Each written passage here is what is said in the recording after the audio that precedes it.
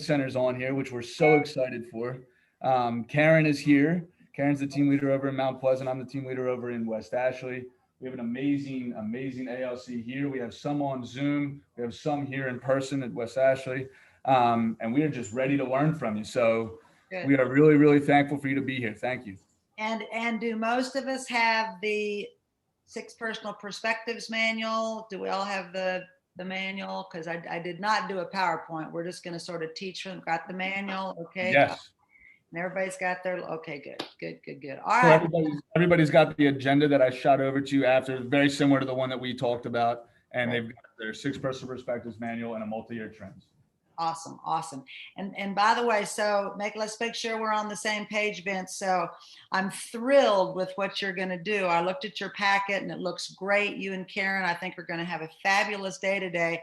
I don't want to take away a lot of your time. Knowing how long this, what were your, you know me, I could talk for the whole 4 hours, but the last thing you want to do is hear me for 4 hours. So are we looking at maybe an hour for me, or what's the perfect world? Actually, you've got an hour to an hour 15, somewhere around there. Lots to cover. So I'm going to probably go fairly quickly so you can jump into all your good stuff. So, all right. So good morning, everyone. First, thank you for inviting me to come. Thank you. Second, for giving me the greatest gift you can give to anyone is just your willingness to listen. And number 3, the biggest thank you is your willingness to serve on the Agent Leadership Council. So my name is Holly Prescott. I know some of you. I miss coming to the Carolinas. I've been with Keller Williams since 1999. As I said, I was 10 when I joined Keller Williams. I was a team leader for 12 years, 3 different locations, Flower Mound, Texas, Vail, Colorado, and then the last 3 years in Asheville, North Carolina. When I decided to step down as being a team leader, I founded a company called Carolinas Educational Services. And hopefully all of you are very aware of Carolinas Educational Services.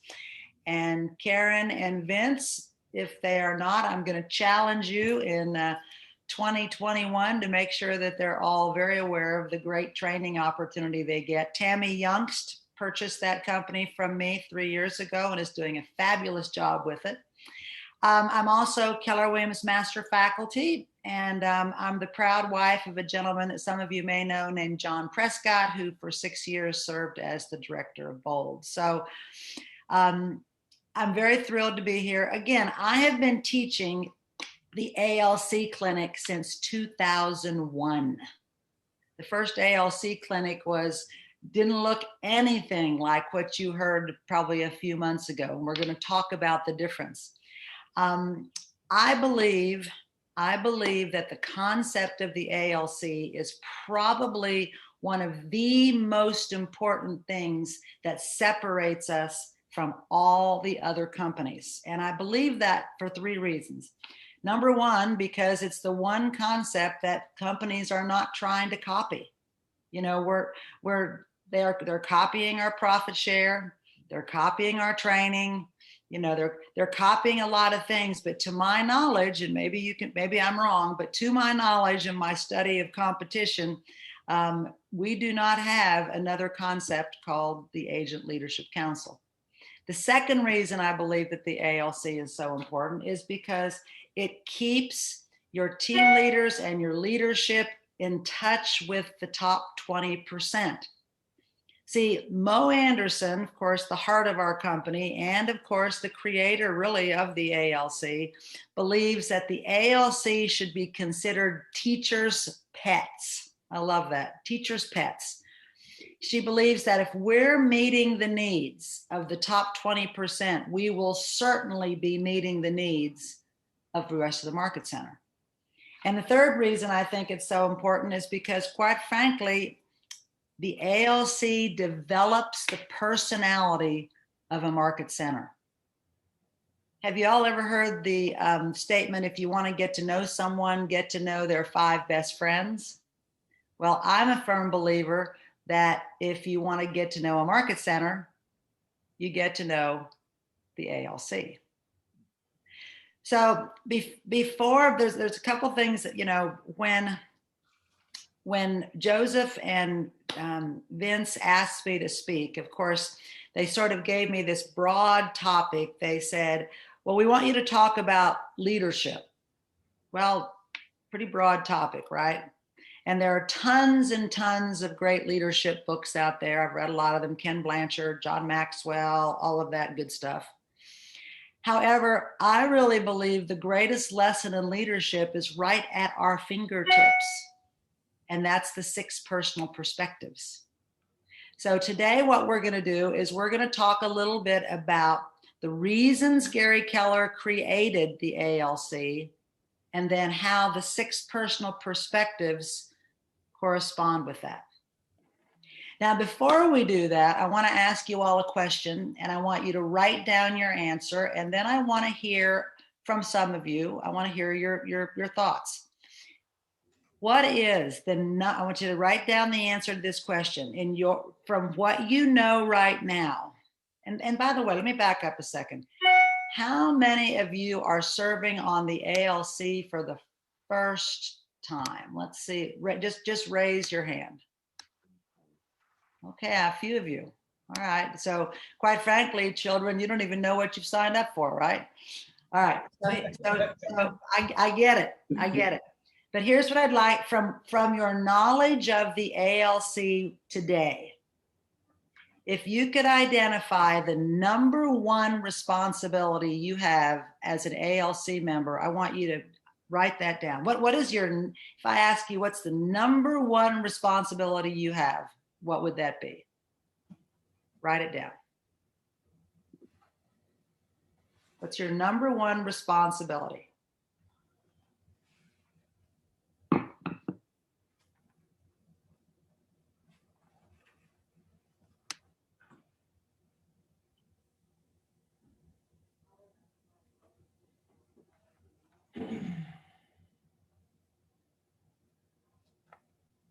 And by the way, Karen and Vince, I want you to answer that question too. What do you believe your ALC members' number 1 responsibility is also? Because we've got to get everyone on the same page, right? Absolutely. All right. Now, by the way, there will be no wrong answers. Well, that's not true. I suppose a wrong answer would be, well, I want to be telling the team leaders what to do every day with their job. I mean, that's not the responsibility of the ALC, right? It might be what you want to do, but that's a wrong answer. But again, probably I will hear no wrong answers, but just let me hear some of the answers. Someone share with me what you wrote down. Engagement from the rest of the market center. Could you hear that, Howie? I heard engagement. Engagement from the rest of the market center is what Jürgen said. Okay, all right. What else? Maintaining our current market center culture.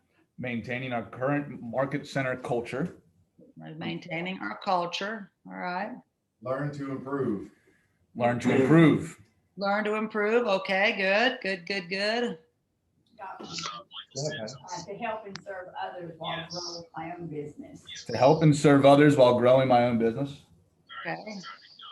Couple more. Protect the ability for the market center to profit share. All right, good. Give me one more. Hi, IME says just love on people and just lead in a way that, we can improve as ALC members and therefore other people improve with their business. Good. All good answers, Now let me tell you the answer that Mo Anderson would give you if we ask her that question. She says that the number 1 responsibility of an ALC member is to be a role model for the rest of the office. A role model. Now, if you think about all the answers that we heard, it probably encompasses all of those. However, being a role model starts with who? You. See, I asked Vince, I said, I said, Vince, I said, do you, and I didn't get a chance to talk to Karen, so maybe, Karen can answer this question too. I said, when your ALC members took the ALC clinic, did they hear that being on the ALC is about them? It's not about, it's not necessarily about the rest of the office. It's about you. And I'm going to bring that home, because one of the things I asked Vince if I could share are the 4 reasons that Gary Keller really created the ALC. Because this used to be in the ALC clinic, and for some reason they've taken it out. And I think before we can even talk about the ALC clinic or talk about planning your year or planning what your experience on the ALC is going to look like, we've got to get clarity around why Gary created the ALC. Now, keep in mind, back in the old days, back in the 2000s, when I started teaching the ALC clinic, I'll be honest with you, what I taught was an absolute, what I call a should fest. SHOULD, should fest.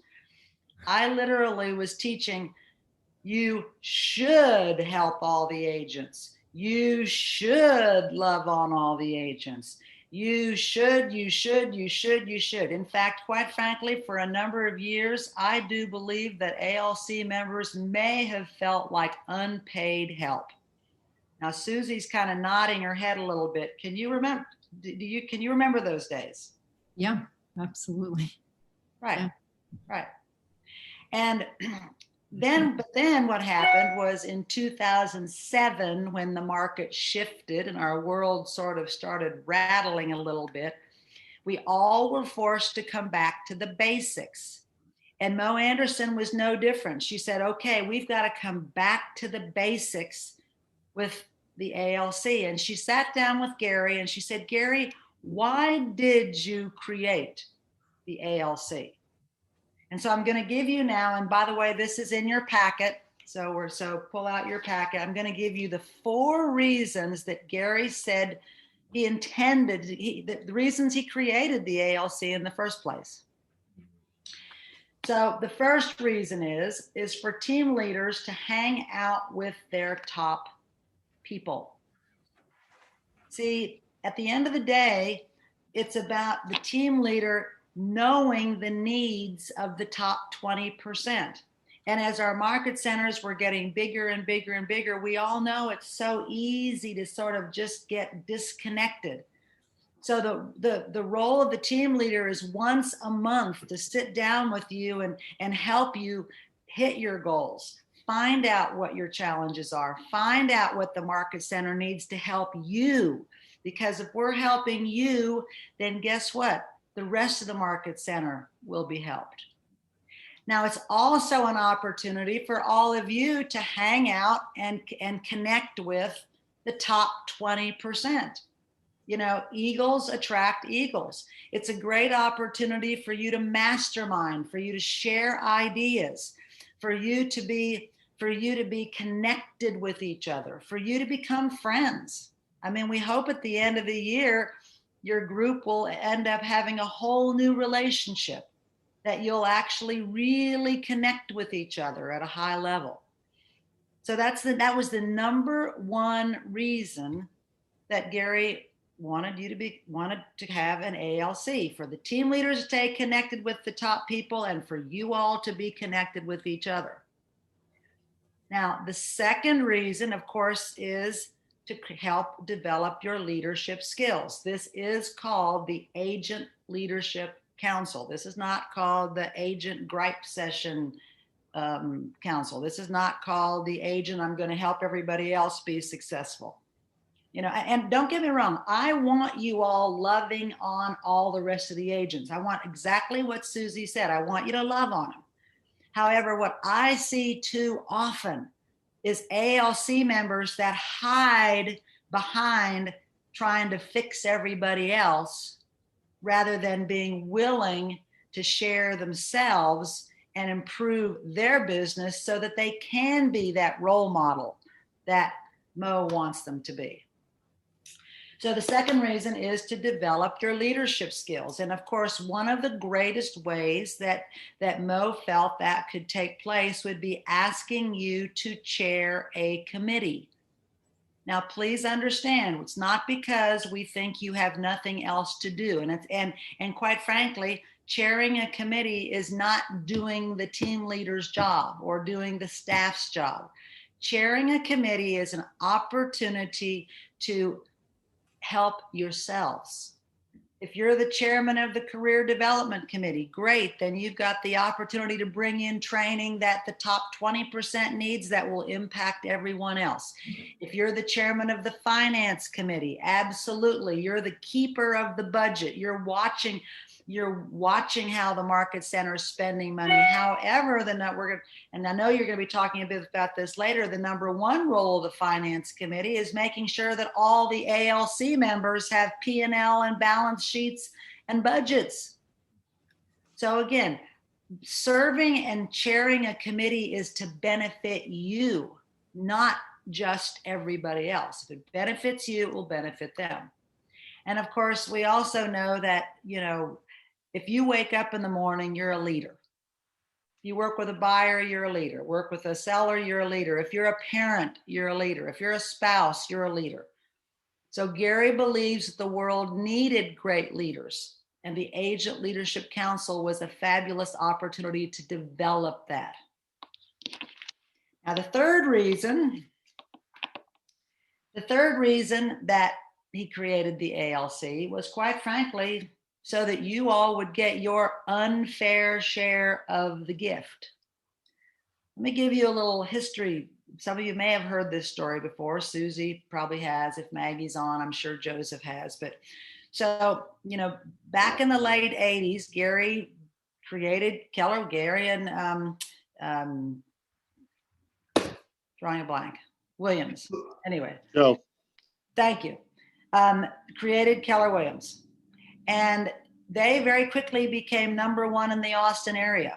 And then in comes a new concept called what? Who was the concept that came and stole his agents? Remax. Thank you, dear. Absolutely. Remax. And Gary just flat out didn't like that. So he called together his top 12 agents and asked a very important question. What would it take to create a market center that you would never leave? And he stood up there in front of the room with a flip chart and he made a list. They want the training. They want the support. But they sure like that new 100% concept. And just when Gary thought that the list was done, an agent named Gary Gentry, who is still with us today, said, I want a piece of the action. If you want us to stay forever, then we want a piece of the profit. Up to this point, we all know that most real estate companies, the only people that made profit were the owners. Well, Gary Gentry was wise enough to say, we want a piece of that. So Gary went back to the drawing board and created the profit share system at the request of his first wasn't necessarily called the ALC at that time, but it was the first group of his top agents. Now, the reason he did that was because he truly believed that the 80-20 principle was alive and well when it came to profit share. And he did it for his top 20%. Because he really intended that 80% of the profit share would go to the top 20%. He believed that the top 20% did the most transactions so that you all have the most connection with agents. He believed that the 80% had the most influence in the community. And he believed that the top 20% would have the most incentive to develop other people and would want to build profit share, quite frankly, for their families and for the legacy. So Vince, how much money did your market center make in profit share last year? We shared $63,000. How much? 63,000. All right, so what's 80% of, someone do the math for me. What's 80% of 63,000? 48,000. Okay, 48,000? 28,000. Keep that, 40. what? All right, 48,000. Okay, keep that in mind. Karen, what did your market center do in profit share last year? I'm hunting for it right now. Let's see. 150. I'm sorry. That's not right, is it? Yes. $153,791. Okay, so what's 80% of that?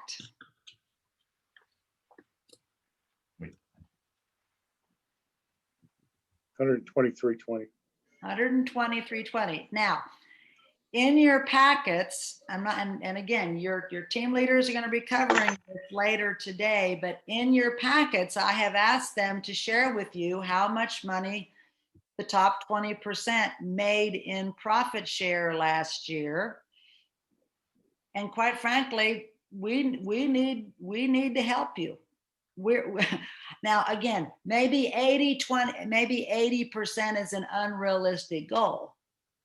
However, at the end of the day, Gary created profit share for you because he wanted you to leave that legacy with your family. He wanted you to have passive income so that someday if you decided that you wanted to go sail around the world, you'd still have money coming in. So one of the responsibilities that I saw on your covenant agreements was to give your team leader one warm lead a month.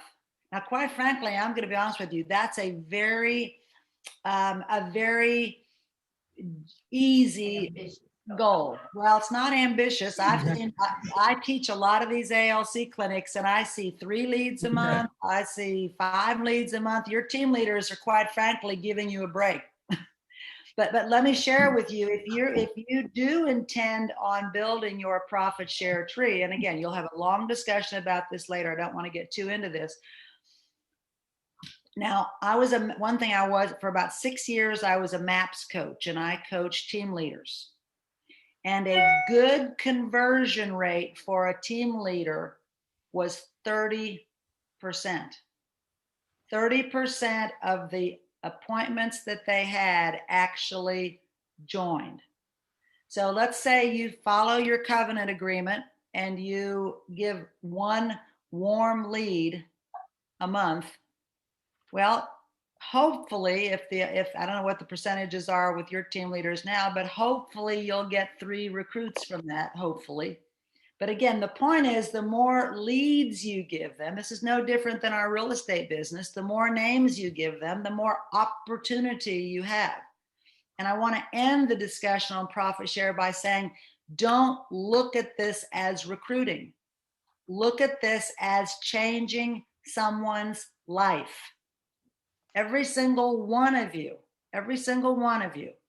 are with Keller Williams because someone cared enough about you to say, would you mind talking to my team leader? Every single one of you. No one can join this company without someone being responsible.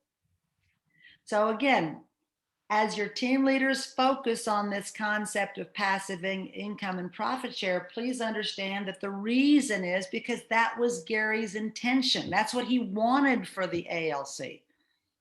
So he's hoping that your ALC meetings will be a discussion of people that you have referred to them or people that you think would be a good fit for Keller Williams. And then, of course, the 4th reason that Gary Keller created the ALC was to increase your production. At the end of the day, the last thing Gary wanted was for you to go, oh my gosh, being on the ALC last year really screwed up my business. Being on the ALC was a burden. Being on the ALC took me away from my lead generation. No, that is never the intention. Never the intention. Being on a committee hurt my business. No.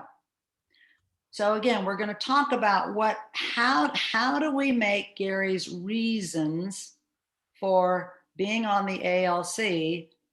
How do we make it so that because of these reasons, being on the ALC becomes not just a responsibility, but an opportunity? See, that's at the end of the day, what we want for you is to go that being on the ALC in 2021 was one of the greatest opportunities I had to hang out with top people, to develop my leadership skills, to build my passive income for myself and for my family, and change lives along the way. And then, of course, my business increased because I was on the ALC. So now what I want to do is I want to jump into how studying these 6 personal perspectives is going to coincide with this. But before I do that, let me have some ahas. What did we learn so far in the first 30 minutes by talking about the reasons Gary created the ALC? Any surprises here? Any new revelations? Give me a couple ahas. Yeah, I didn't realize profit share was such a big element of this. And I'm sorry, I didn't hear that. But Vince, have to help me. Patty said, I didn't realize that profit share was such a big element of this. Big element. Absolutely. Thank you.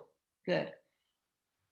And by the way, Patty, thank you for that. This is not about Vince or Karen needing more names to call. This is about helping you build your passive income. I want to emphasize that. Now, granted, it helps Vince and Karen. However, what is it Jerry Maguire says? Help me help you, right? Or whatever he said in the movie. All right, a couple more ahas. What else have we learned so far?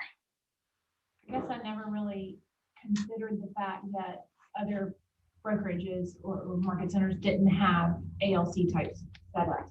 I mean, I think about it now and I'm like, well, that's obvious. I know that, but I never really thought it through to that point. Yeah. Could you hear that, Holly? Absolutely. And quite frankly, a lot of companies don't want to know what their agents think. They're handing them, this is how you're going to do your business, period, the end, and that's it. They figure that's enough. Thank you. Great one. All right, a couple more.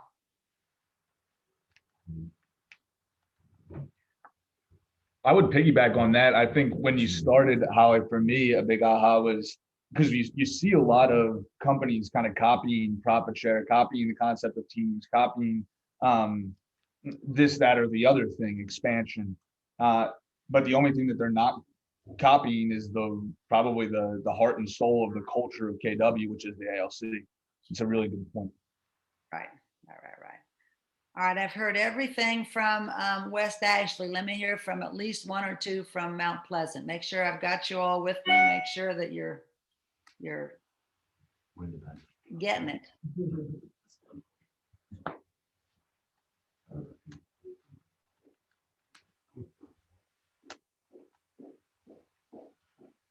I can wait, children.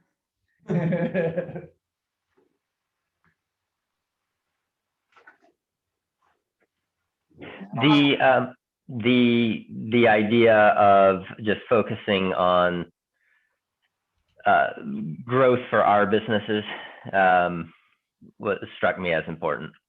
Absolutely. And we're going to talk a little bit about this as we move through the 6 personal perspectives. Thank you, Nathaniel. Thank you. All right, one more from from Mount Pleasant. One more. Okay, I'll go. For me, I really didn't know what ALC was. I mean, I thought they were on payroll, and they were special. I knew that, but so the AHA for me is what it actually stands for and what ALC actually do for the market center, right. and what it the benefits for them as well. So for you, yes, for me. See, if we focus on you, then that automatically filters down to the market center. Right. When I want to go back to what Mo said, your number 1 responsibility is being a role model. And I want to give you kind of a funny analogy. What if there was a market center with 100 agents and you were cloned and all the agents were you, what would that market center look like? Now, Vince sent me some of the production of some of you all, and quite frankly, I'm real clear that, oh my gosh, it would be a hugely successful market center.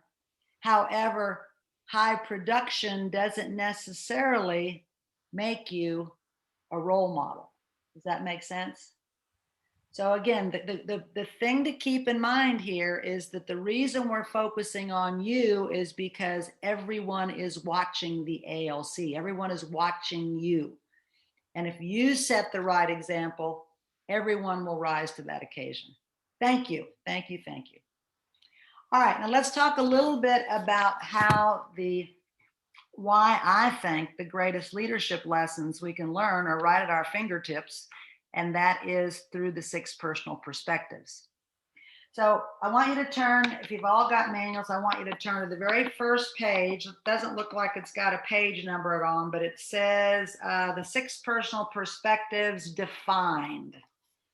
It's got a picture of Gary Keller at the bottom. Everybody find it? Give me a thumbs up, give me a nod, give me whatever. Okay, got it. All right. Okay, let me ask you this. So how many of you have taken the full version class of 6 personal perspectives? Let's see some hand raising. Okay, pretty good. Pretty good. Got a couple here.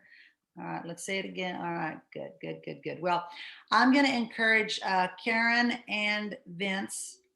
This class, when I was a team leader, my commitment was to teach this class at least once a quarter, even if only one person showed up. Because at the end of the day, this is the foundational way that these 6 personal perspectives back in the day, back in the early 2000s, used to be taught before every single class. It was just our language. It was just the way that Gary, before he taught us how to go on the first listing appointment, he wanted our heads in the game. Because here's what Gary says on this first page. He says, he asked top achievers a question. What is it that differentiates those who achieve at the highest level from those who don't seem to accomplish as much?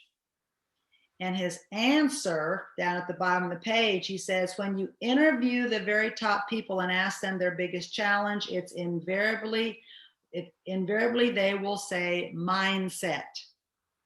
Keeping it strong, focused, and positive amid the many challenges they encounter every day on their way to a top.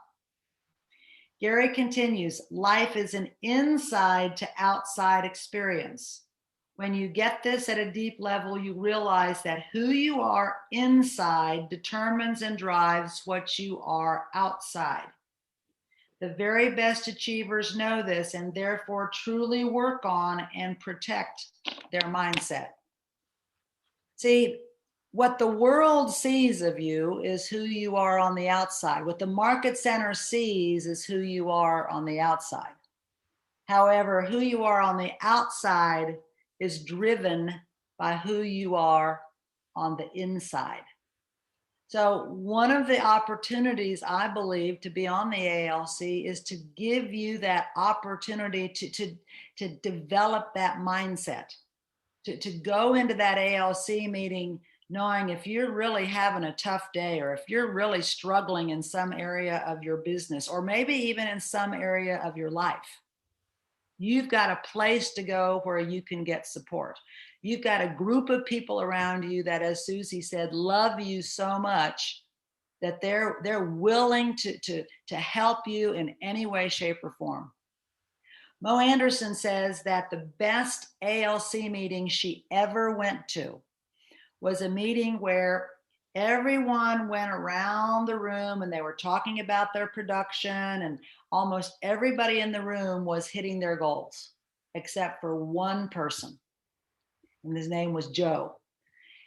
And Mo Anderson said that the team leader took the agenda, ripped it up, and said, this meeting is going to now be all about Joe. How do we help Joe get back on track? How can we be there for Joe to help him at his time of need? And she said it was the best ALC meeting she'd ever been to. So that's what we want our ALC meetings to be about, helping you with mindset. All right. So the 6 personal perspectives are outlined on the next page, on page 9. We're going to talk about committing to self-mastery, committing to the 80-20 principle, moving from E to P in your role as an ALC member, being learning-based. I'm very excited about that because you've got a number of things on your covenant agreement. So obviously your team leaders are very committed to keeping you learning-based, removing limiting beliefs, and holding you accountable. All right, so let's jump into self-mastery. Actually, you know what? I want to do an exercise first. Turn to page 13. Let's do a reality check.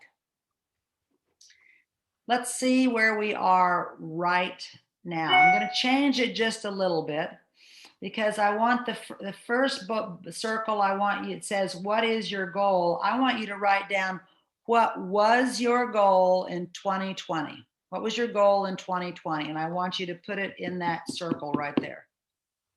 And this can be your production goal. This could be whatever goal just jumps out at you. What was your goal in 2020? Then I want you to add in the next circle where it says, how are you doing with your goal? I want you to answer the question, how did you do with that goal?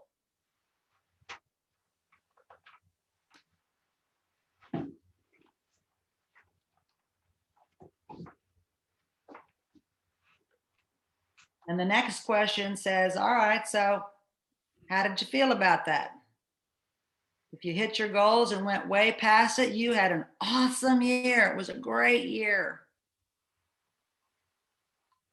And the last thing says, what will your future look like if you do not, I mean, what did your future look like if you did not hit your goal? Or let's think about this year. What is your future going to look like this year if you don't hit your goal?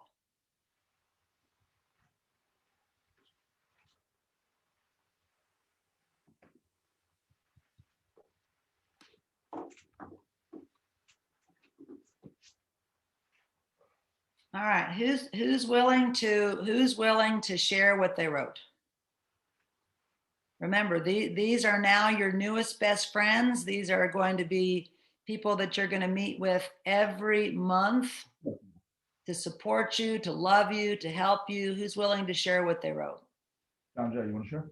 Well, in bold 2019, I had 42. She's asking for 2020, right? Yep. Yeah, I had 42 deals in bold. I wrote down, I did 43. How'd I feel? I just put very thankful. And if I didn't do it, I wouldn't feel much different. Well, that's quite unfortunate. So well, what I heard was your goal was what, 42? Yes, ma'am. And you did, what you actually did was? I did 43. 40? Okay. 43. 43. So you hit your goal and passed it by 1, right? Awesome. And so you felt great about that. And your future looks bright because you know you can hit your goal. Absolutely. Great. Thank you. All right. Give me one more. Mine wasn't number based. Mine was more about what I wanted to do as far as building my business. And Vince and I've talked about this in some of our meetings. I had a goal of having better systems in place, and I did not do a very good job of that. And I think that colors the way that I feel about the sustainability about my business.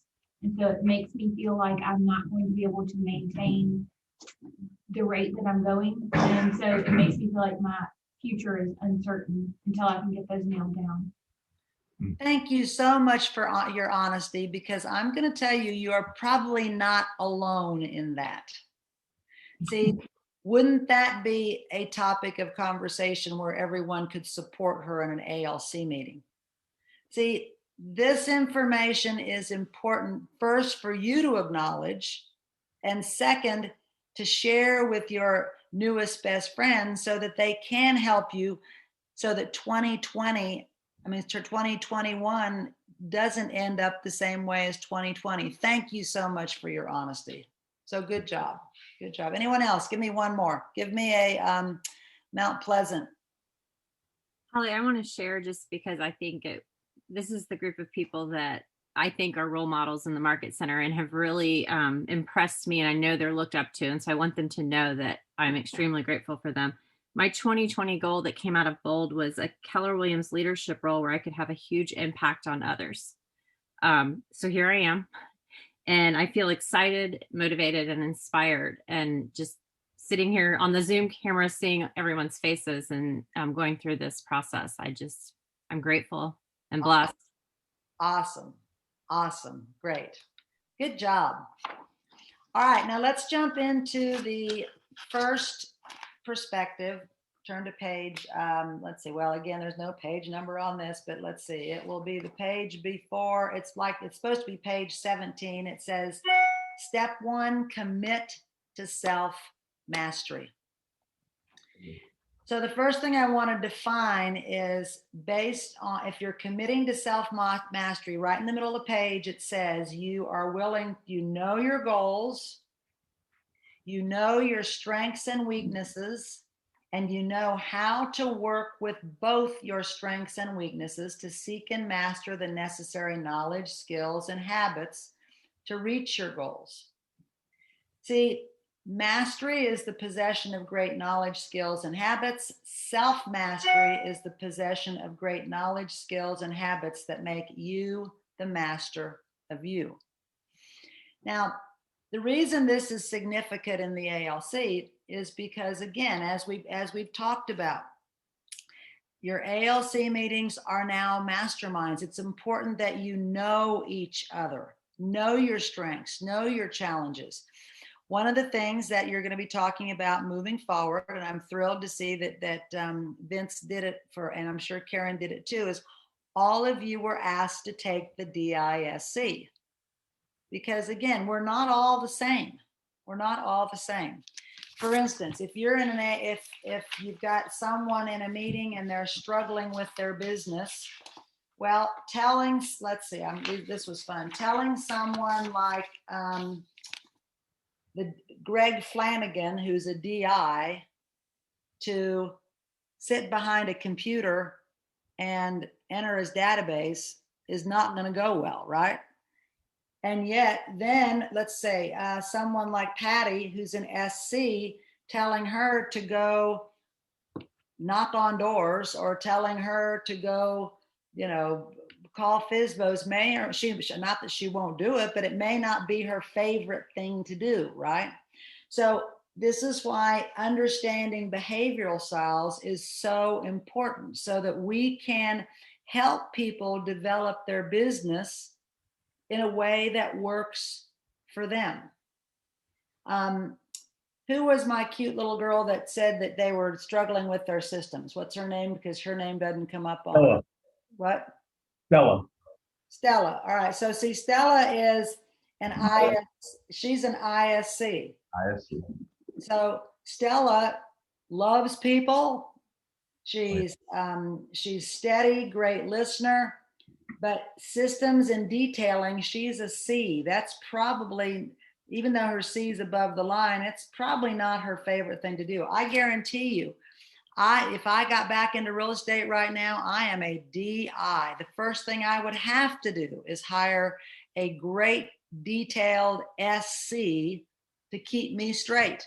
Because the last thing I want to do is sit down behind my computer and enter my database. I mean, that's a lot. I want to talk to more people. You're a DI. Yeah. So the point is, this is why this concept of self-mastery is so important, because if we're going to help each other, we've got to know our goals, know our strengths and weaknesses, and then help each other work with both.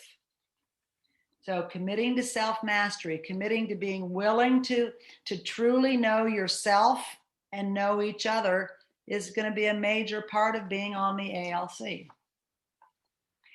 Now, the second, is, please turn to page, no, okay, let's see, another no page number on this. Let's turn to page 27. The second is committing to the 80-20 principle. Now, we all know, or if we don't know, let me just give you a brief right there on page 27 in the center is sort of the definition of the 80-20 principle. 20% of our actions give us 80% of our results. And here's what Gary says about that in that box at the second paragraph. The idea that the 20% of your actions lead to 80% of your results may be one of the most powerful principles you can apply to your life. It's about getting the most from your time and effort. It's about maximizing your results. It's about having focus. Focus is the key to great success, more than effort, experience, or even natural ability. It says, look at the highest achievers in any field and you'll discover that you have powerful focus. Just as importantly, you'll learn that they focus on the right things, the handful of truly important issues that make the biggest difference. Now, how does this apply to being on the ALC? Well, there's a 20% to each one of those 4 reasons. There's a 20%. What is the 20% that will give you the greatest results when you go to an ALC meeting? Well, the first part of the 20% is you got to show up, right? You got to go to the ALC meeting. Then the 20% of leadership is, all right, creating a committee. The 20% of profit share might be, actually talking to some of your co-op agents about Keller Williams, giving Vince names. And of course, we all know the 20% of our business is leads, listings, and leverage. That's straight from the MREA book. So understanding this 80-20 principle is imperative if you're going to make the reasons Gary created the ALC a reality. And then over on page 31, we talk about the fact that the 20% doesn't go far enough. We need to go extreme. This is all from the one thing. 20% of 20 is 5, and then 20% is 1. There's one thing that is really the most important. So what I want you to do just real quickly, and you can discuss this later, but go back to the reasons that Gary created the ALC. And I want you to write down one thing that you believe you could do to make sure that you're connected with your team, with your group, or one thing that you could do to improve your leadership skills, or one thing you could do to get a bigger share of the gift, and one thing through the ALC. I want one thing that you believe the ALC can help you with, or one thing that you can do as an ALC member. If you were going to role model these 4 things for everyone else in the market center, what one thing do you think you could do?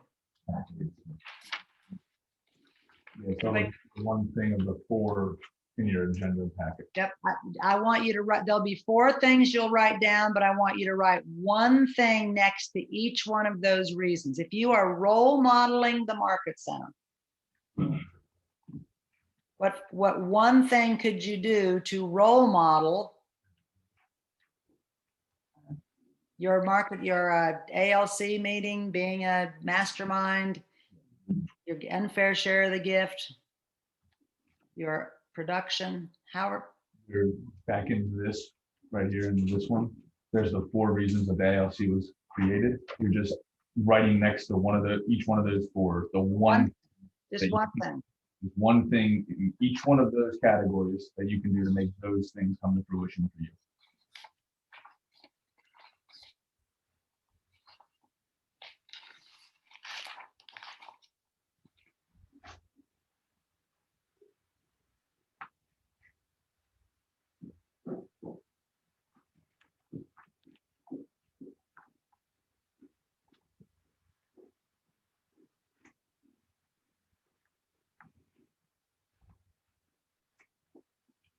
Just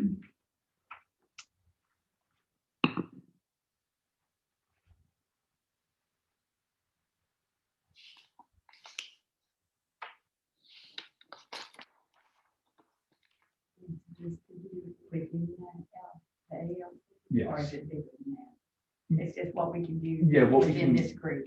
Yes, absolutely. And then like for number 4, to increase your productivity, right? That's going to be about like the one thing in your business that you can do such that by doing it, everything else becomes easier and unnecessary. But that doesn't relate to this group. Not really, it does That's because it helps personal. this come to fruition, but it's for you. Yeah. And by the way, something that you're going to be willing to share with the rest of the group so that they can hold you accountable. We'll talk about that a little bit later. All I want you to do is go extreme with this. Because what I'm hoping will happen, Vince and Karen, is maybe at the end of your session today, you take them back to this. And you're able then to create sort of a plan on how we're going to make sure that being on the ALC is a great experience for them. Does that make sense? Absolutely.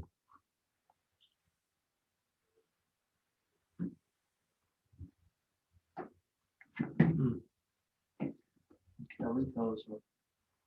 That's 12-month profit. It's in that package, your last profit, is how much you've made in profit share over the last 12 months in this package. It's easy when you're looking at the front of the back. It'll tell you how many people you currently have in your first level downline and what your year-to-date profit share was, meaning 2020 profit share. Yeah.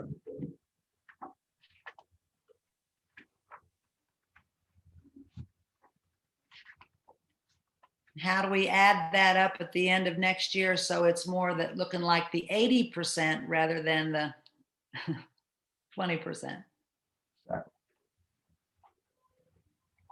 All right. Everybody got it? I think so. All right. How we doing up there? Everybody okay at Mount Pleasant? Give me a thumbs up if you've all got one thing. See a few folks still writing. So look up when you're done.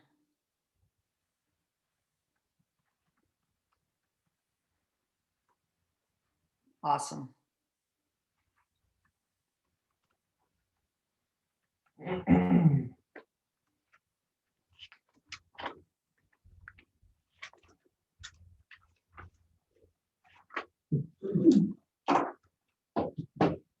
All right, let's move to the third perspective, moving from E to P. Moving from and turn to, let's see, let's turn again to page 4, just like we're flying through this class, turn to page 49. Moving from E to P, from our entrepreneurial way of doing things the way we've always done things to being on purpose. Leaders are always looking for a better way. How many of you all think right now you might be hitting some sort of a ceiling in your business? Nobody. Oh, I am. Thank you, Susie. All right, I got one honest person in the group. Anybody else hitting a ceiling? Trenton said he was. Hey, Trenton, good for you. Congratulations, because guess what? That's a good thing. The only way that you hit a ceiling is if you're going what direction? Up. You're not hitting a ceiling if you're staying in the safe zone, if you're sort of doing things the way you've always done it. See, highly successful people are always going to be hitting ceilings. And when they hit that ceiling, the great news is with Keller Williams, there's always a system, a model, or a tool that we can follow to break through that ceiling so that then that ceiling becomes your floor. And then you're on the way to what? The next ceiling. So don't be afraid to hit ceilings, because sometimes we don't make the necessary changes until our head hurts enough from hitting that ceiling, right? You know, the definition of insanity is doing the same things over and over again and expecting different results.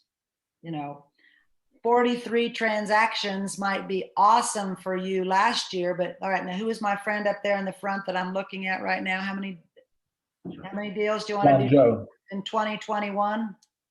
how many do you want to do in 2021? 50. 50. All right, so are you going to do the exact same thing in 2021 that you did in 2020 to hit that 50? Are you going to have? Oh, no,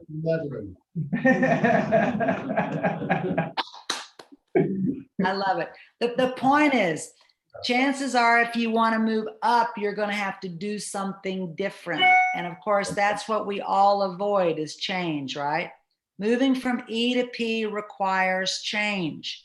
And that's what being on the ALC is going to be all about this year, because I can assure you, it's going to be a change for some of you to come to an ALC meeting, open yourselves up, be willing to share your production, be willing to talk about your challenges.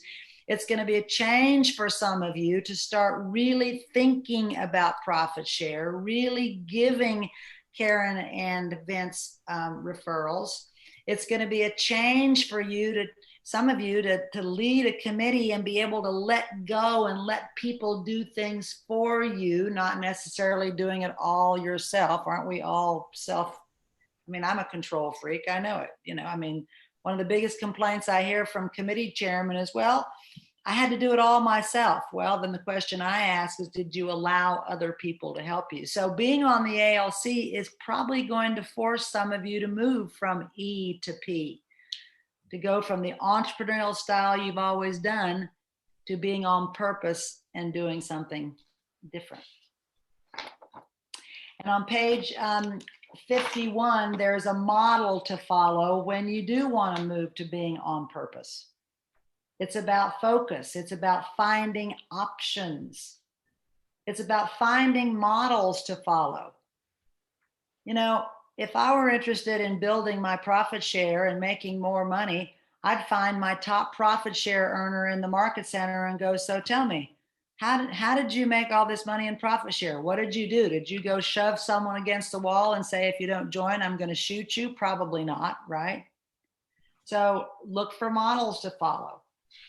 And then install systems and bring in accountability. And we're going to talk more about accountability. So understand that being on the ALC is probably going to require you to move from E to P if we want Gary's reasons for the ALC to become reality.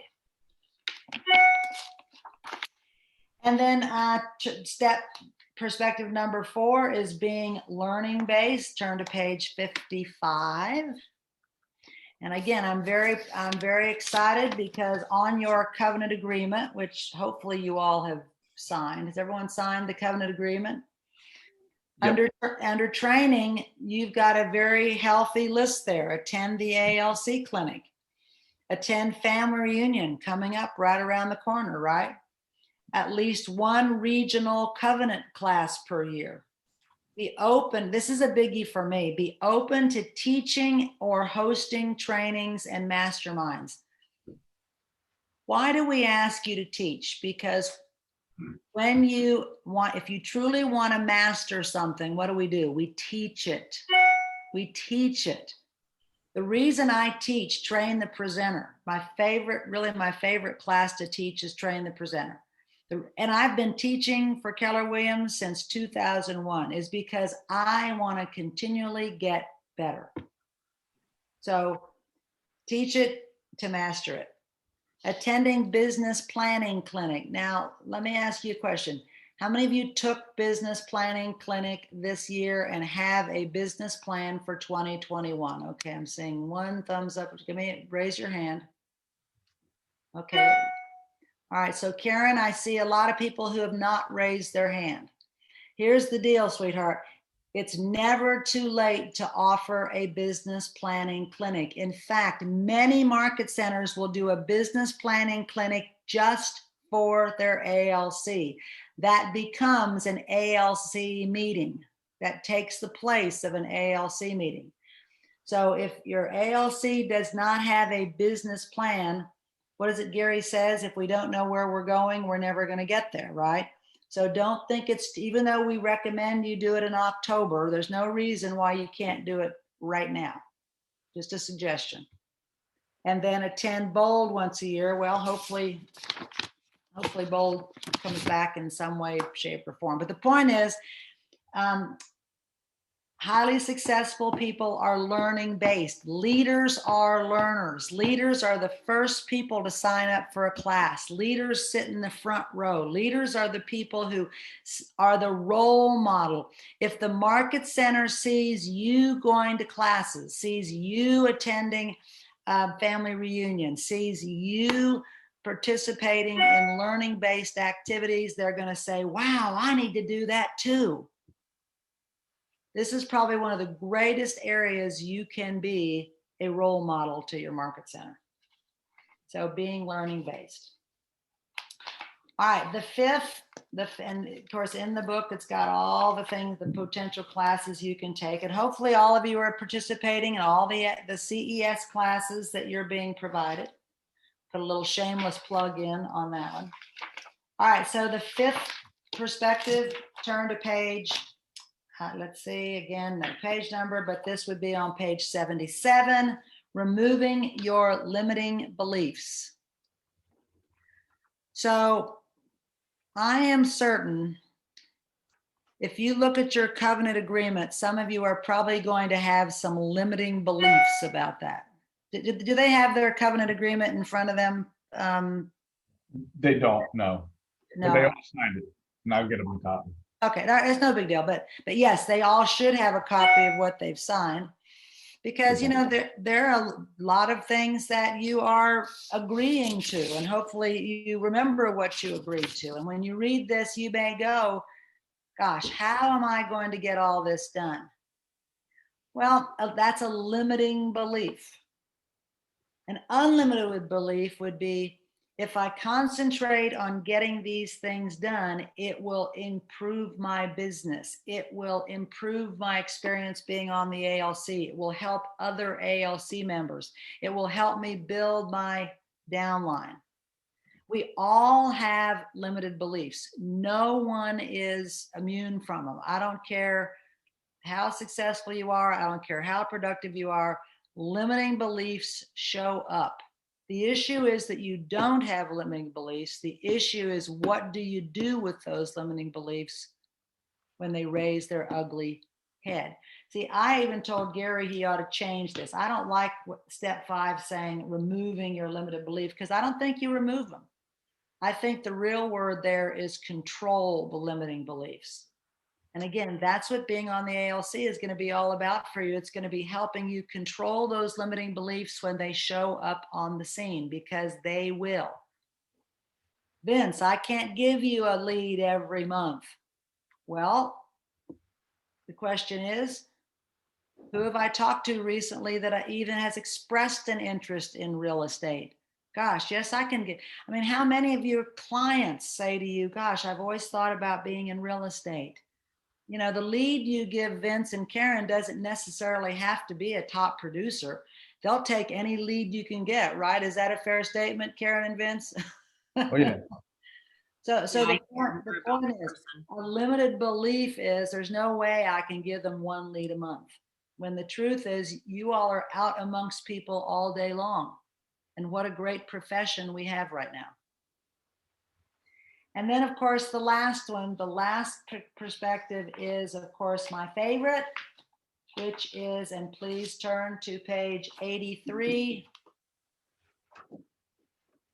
And I think this is the one that speaks the most to being on the ALC, and that is, leaders are willing to be accountable. John Maxwell did a survey of the top 25 CEOs in the country. And he found that they all had 2 things in common. One was they all set goals. And number 2 was they all allowed someone to hold them accountable to those goals. Gary says it so clearly in the MREA book. I still have, Susie, my beat up MREA book that's now just falling apart, but it's still with me.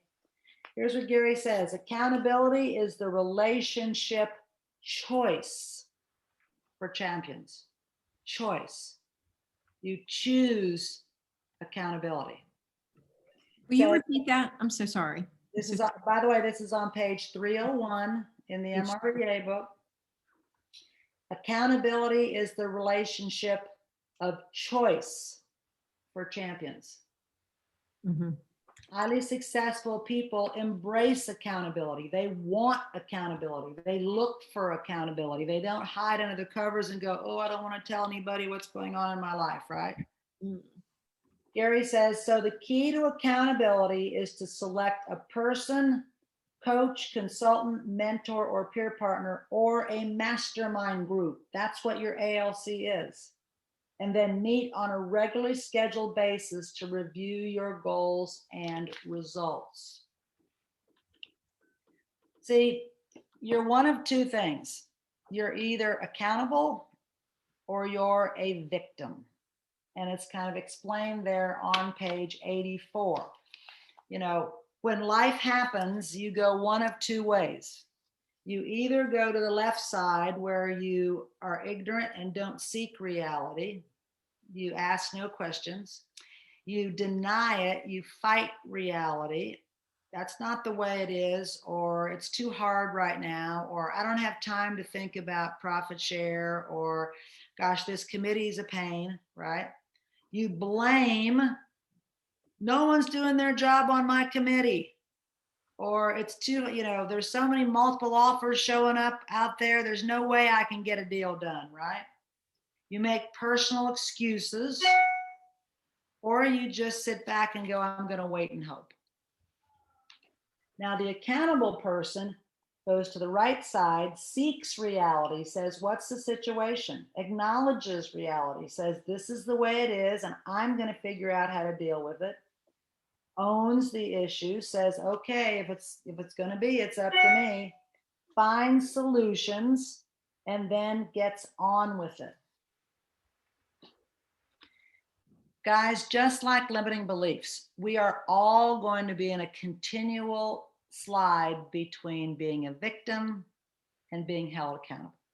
We all end up on that victim side. Why do we sometimes end up on the victim side? It's easier. It's easier. Thank you, whoever said that. 100% right. It's easier. It's easier to blame someone else. It's easier to make excuses than necessarily make the changes that we need to make. This is why being accountable in your ALC meeting, now hopefully some of you have coaches, some of you are, maybe in some sort of a group that holds you accountable, but the ALC is your opportunity to be held accountable at a high level. Gary suggests that every ALC meeting, your production is up on the board next to the goal that you have, so that we know whether you are hitting your goals. And that could make some of you a little bit uncomfortable. I'm not sure whether you've done that in the past, but it's the best thing anyone could do for you. Knowing how many leads you gave your team leaders for your profit share is important. If you go to an ALC meeting and you're going to get a big fat zero up there, aren't you going to scramble an hour before the ALC meeting and come up with a referral, right? And yet it's not about making you feel bad. It's about helping you get what hopefully you want.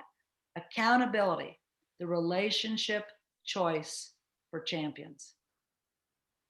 So I hope that shows you how these 6 personal perspectives are all going to totally play into your experience this year as an ALC. And hopefully it'll show you why the things you're going to be talking about in your individual groups now, and I'm very happy with the way they've put together their packet, is going to tie into all of this.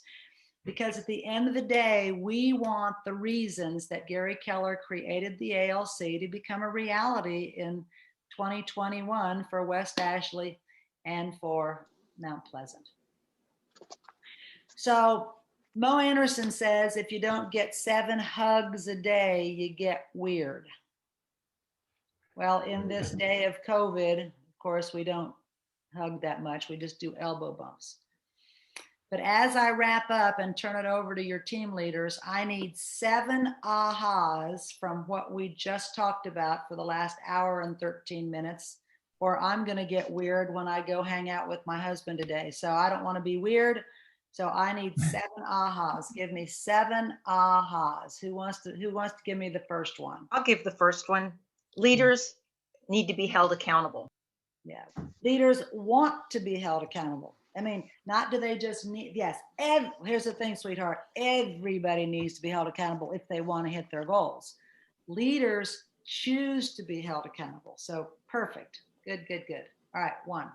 Thank you. Susie. Greg Flanagan. Oh, go ahead. Go ahead, Susie.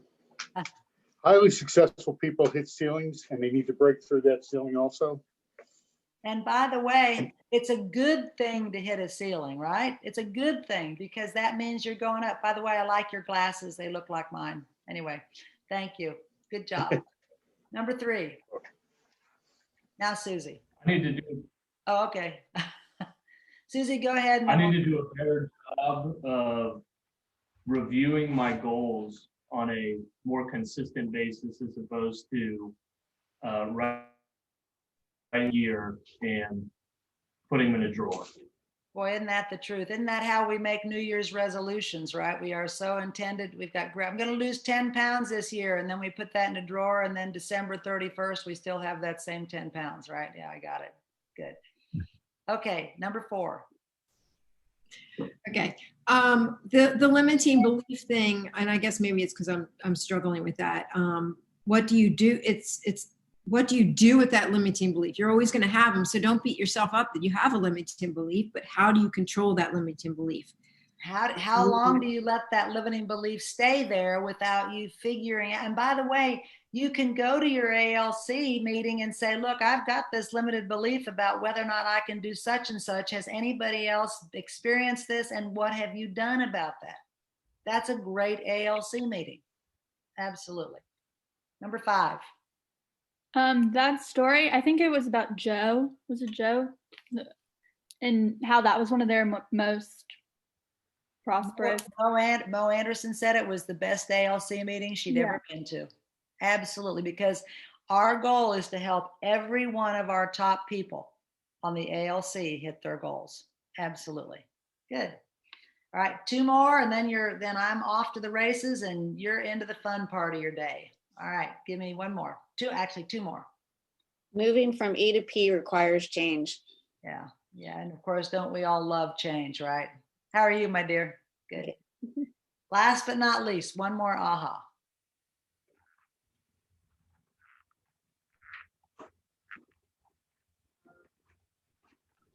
We don't want you to leave, Holly, so we're not going to give the last one. We're going to sit here all day. Listen, I'm excited. In fact, I want to hear how your day goes. I saw Vince's outline. It's going to be an awesome day. It's going to be an awesome day. 1 more aha, and then we're done. I think that we're going to have to be a role model. Right. Role model. Model. First, we got to teach you how to speak, John. Right. If there is no other point I got across to you today, it's that your number 1 responsibility, and it turns into your number 1 opportunity. And how many of y'all have kids? Don't you think about the role? I mean, it's no different. Who chooses to be a mediocre role model with your kids? It's no different here. If you focus on your number 1 responsibility, being a great role model, you will do your market center a huge service. Anyway, I love you guys. Thank you, Karen. Thank you, Vince. Thank you, my Joe. Thank you, all of you. Have a great day today. Anything else anybody want to add? And then I will sign out and turn you over to the group. Thank you, Holly. You bet. Love you all. Thank you. Thank you so much, Holly. Thank you, Holly. Thank you. Bye-bye. All right, team.